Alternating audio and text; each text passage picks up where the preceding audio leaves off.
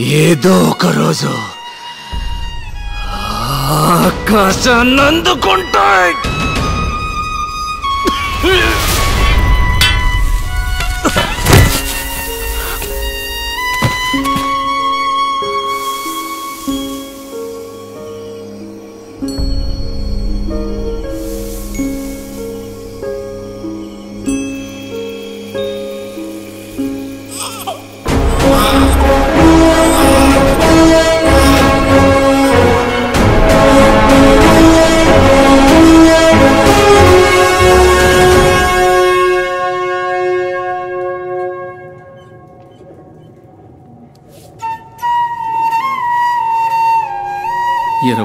సంవత్సరాలకు ముందు మాచర్లలో magic show చేశాను.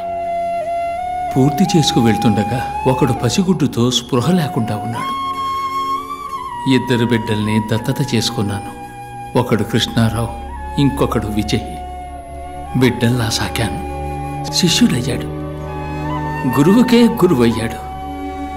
మీ ఇద్దరిని ఇలా చూస్తుంటే నాకు అయ్యగారు దళపతి విజయభాస్కర్ గారే గుర్తొస్తున్నారు. నీలో వారి సహనాన్ని, విజయ్లో వారి కోపాన్ని చూస్తున్నప్పుడు నాకు అయ్యగారి ముఖం కళ్ళ ముందే కనిపిస్తున్నట్టుంది. ఆ ఆనందం కోసమే మీ కాళ్ళ ముందు ఇలా పడున్నాను.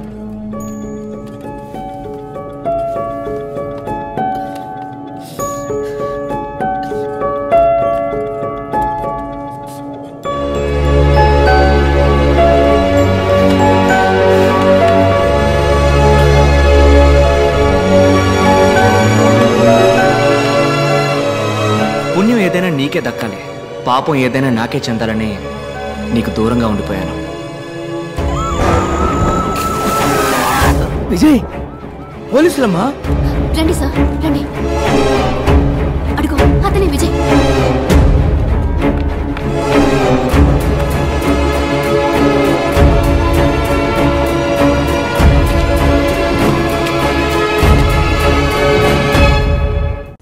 మీరు వాణ్ణి ఎప్పటికీ పట్టుకోలేరు సార్.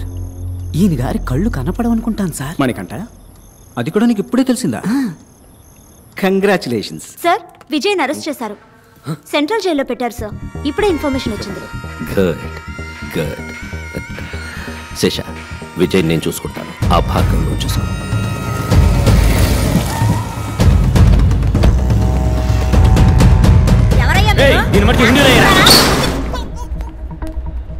భార్గవ్, ఈ సంవత్సరం కూడా అంకులే మెడికల్ కౌన్సిల్ హెడ్. నీకు సపోర్ట్గా ఆ హెల్త్ మినిస్టర్ ఉన్నాడని తెలుసు. ఈ విత్డ్రాల్ లెటర్లో సంతకం చేయి. Make it simple man. అను ఏందన్నా నువ్వు అనేదే? ఎందుకు మమ్మల్ని తోడుకొచ్చిందే? ఓ 5 నిమిషాలు టైం ఇయ్యే, సంతకం ఎడతాడా లేదో చూద్దాం. ఎట్లేదనుకో కట్ చేసి నీ వెనకమాల వచ్చేస్తాం. Make it quick. ఇంకో 2 నిమిషాలు విజయ్ని మ్యాజిస్ట్రేట్ దగ్గర తీసుకెళ్తారు సార్. డీసీ వెంకటేశ్వర వస్తారు సార్. కొంచెం త్వరగా వెళ్ళి మాట్లాడరండి సార్. ఆశలే సార్. కోర్టుకు తీసుకెళ్ళి రెడీ చేసావా?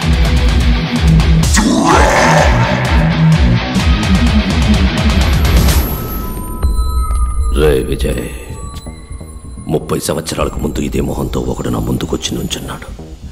నా కళ్ళలు చెరిపేస్తానని వాడన్న 8 గంటల్లో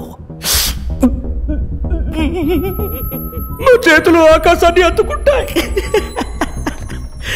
వాడెక్కడ చచ్చిపోయాడో కూడా తెలియకుండా చేశాను. తిరిగి మళ్ళీ అదే మొహంతో. డానీ బంగారం, ఒక మంచి పని చేస్తే ఒక మంచే తిరిగి వస్తుంది. అదే ఒక చెడ్డ పని చేసావు అనుకో, 2గా తిరిగి వస్తుంది. విజయ్, భార్గవ్. భార్గవ్, విజయ్. విజయ్, పోలీసులమ్మా.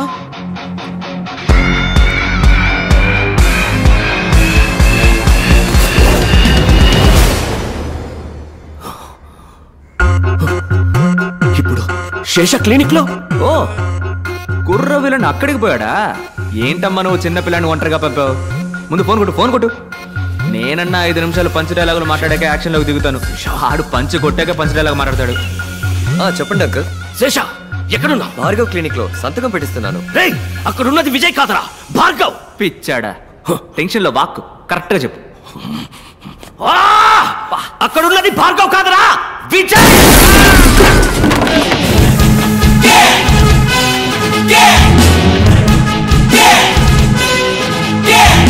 Get lost! ఏమండి డార్లింగ్, అంకులా ఫోన్ స్పీకర్లో పెట్టు. డాడీ డార్లింగ్, నువ్వు ఫోన్ స్పీకర్లో పెట్టాలి. రే విజయ్, పెడతావా మీ అల్లు నేసేనా? వెయిట్. పక్కన మా అన్నగారు ఉన్నారా? WhatsApp bro. బ్రో, ఈ తారని అమ్మని ఏదో కట్ చేస్తామని బెదిరించారు, ఏంటది? ఏంటమ్మా అదేగా కదా? మనకి పిల్ల చేస్తలేం తెలుసు, కత్తి తప్ప. ఎక్కడైతేనే టక్కన కోసేయడమే. తొందరగా వచ్చి కొట్టమని చెప్పు. ఎక్కడుందిరా అదే? కోసి పడేయండి. Show it. అదేనా కరెక్టా? నొప్పుకుందా? నీ ప్రియమైన ప్రాణం ఇప్పుడు నా చేతుల్లో ఉంది. రావోయే సందం. విజయ్ విజయ్, వాణ్ణేం చేయకు, నేను వస్తున్నాను.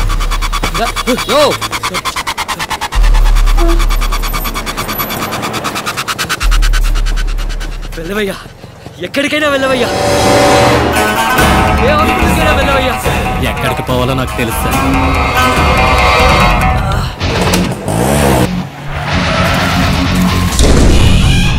శేషా! విజయ్! ఏయ్ విజయ్! Where are you?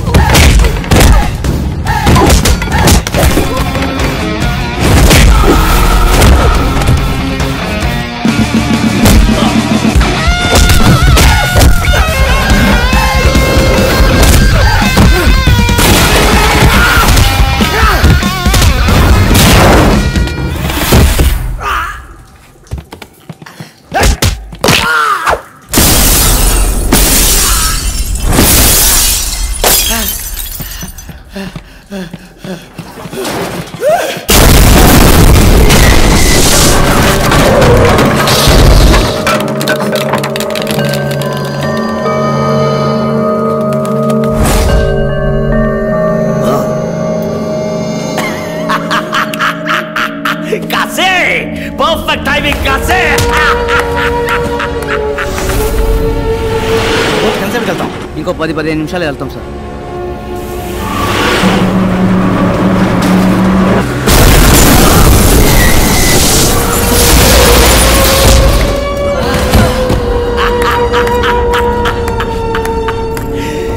ఏంట్రా విజయ్, భార్గవ్ విజయ్ కలిపి ఇతన్ని వేసేయాలనుకున్నాను. చచ్చాడు.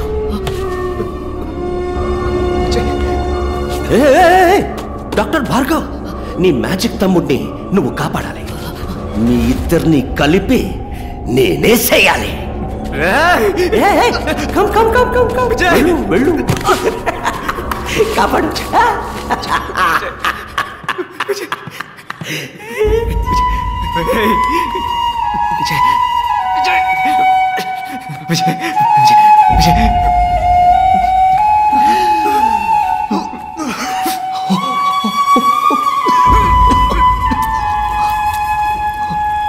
Come on, you bugger. చచ్చి బతకడం నాకేం కొత్త కాదులే బ్రో. బాలే కాశే, ఈడొకడు. నేను చూసుకుంటాను. నువ్వు ఫైట్. డాక్టర్ ఫైట్ చేయడానికి ఎవరు చెప్పాడరా? ఇప్పుడు చూడు సీన్.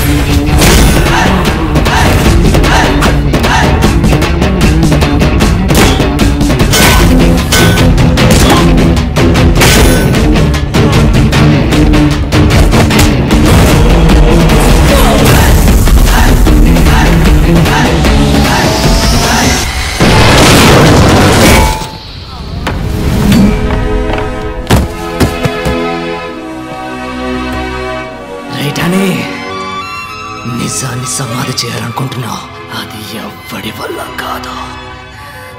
ఆ నిజం ఒకటికి రెండుగా నీ కళ్ళ ముందుకొస్తుంది.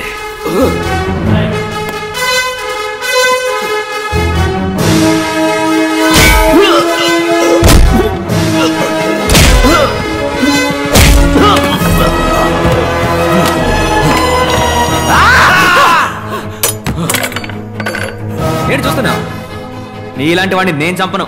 నిన్ను చంపడానికి నువ్వే ఈ లోకంలోకి ఒకరిని తీసుకొచ్చావు చూడు, వాడి చేతిలోనే నీ చావు.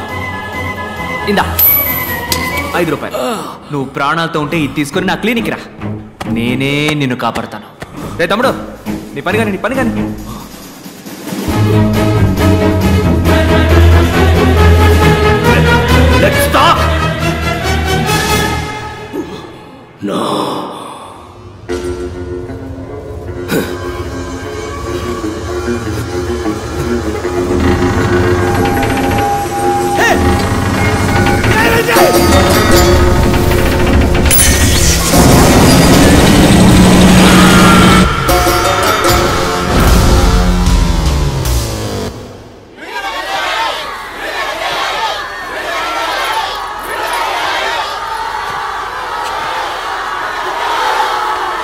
లోపల నువ్వు మాట్లాడుకోవడానికి కారణం ఇప్పుడు మాట్లాడాల్సిన అవసరం.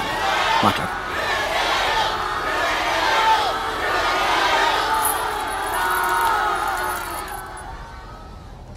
లోపల ఎందరో సాక్షుల ముందు నుంచున్నాను, ఇప్పుడు మీ మనసాక్షి ముందు నుంచున్నాను. నేను చేసింది తప్పో ఒప్పో మీరే చెప్పాలి. ఇంతమందిని చంపే హక్కు మీకు ఎవరిచ్చారు? మనిషి కళ్ళు మూసుకొని నమ్మేది ఇద్దరిని మాత్రమే, ఒకడు దేవుడు, ఇంకొకడు doctor.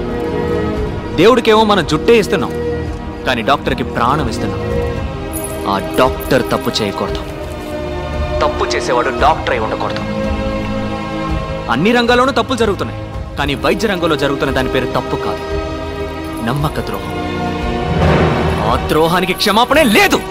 Sir, medical system business గా మారిందంటే తప్పెవరిదంటారు? గవర్నమెంట్ హాస్పిటల్ సవ్యంగా సేవలు అందించకపోవడానికి కారణం ఎవరో వాళ్లే నిజమైన నేరస్తులు.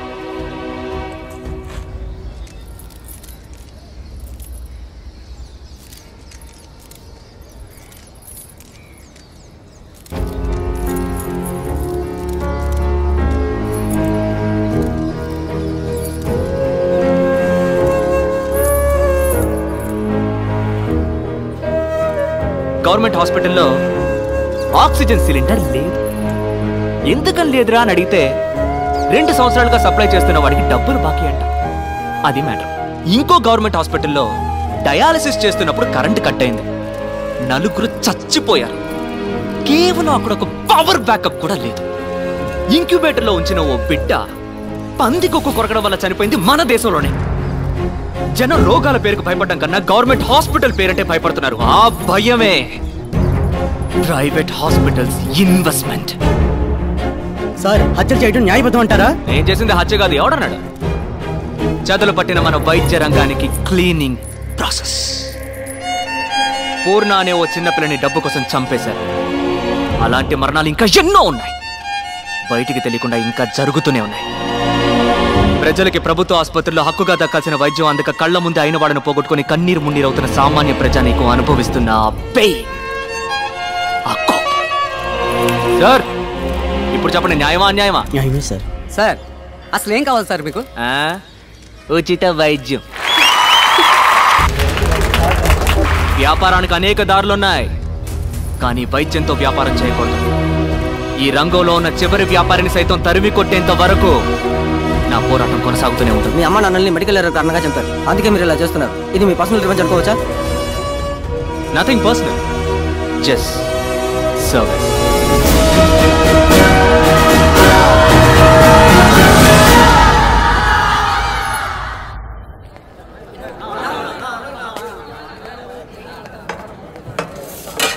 అన్నోయ్, ఎన్నాళ్ళు పురుగులు పడిన అన్నం తినేదే? నీ మ్యాజిక్తో హైదరాబాద్ బిర్యానీగా మార్చేయచ్చుగా. రాష్ట్రంలో ప్రభుత్వ ఆసుపత్రిలో చనిపోయిన తన భార్య మృతదేహాన్ని 10 తిండి తినేయాల ఈ కిలోమీటర్ల దోగతే. తన భుజాన వేసుకుని నడిచి వెళ్లిన సంఘటన చోటు చేసుకుంది. అన్నో, ఆడి పెళ్ళం సచ్చినందుకు ఎడతాడా, లేక పెళ్ళం శవం తగలేటడానికి డబ్బులు లేవని ఎడతాడా? గొప్ప సంకటం అన్నా. అసలు ఈ సర్కారు వాళ్ళు ఏం చేస్తున్నట్టు అన్నా? తిండి తినే మూడే పోయింది. అన్నో నువ్వు గాని ఎలుపులుంటే ఈ పాటికి ఒరిసాకు పరుగు పెట్టేవాడు కదూ.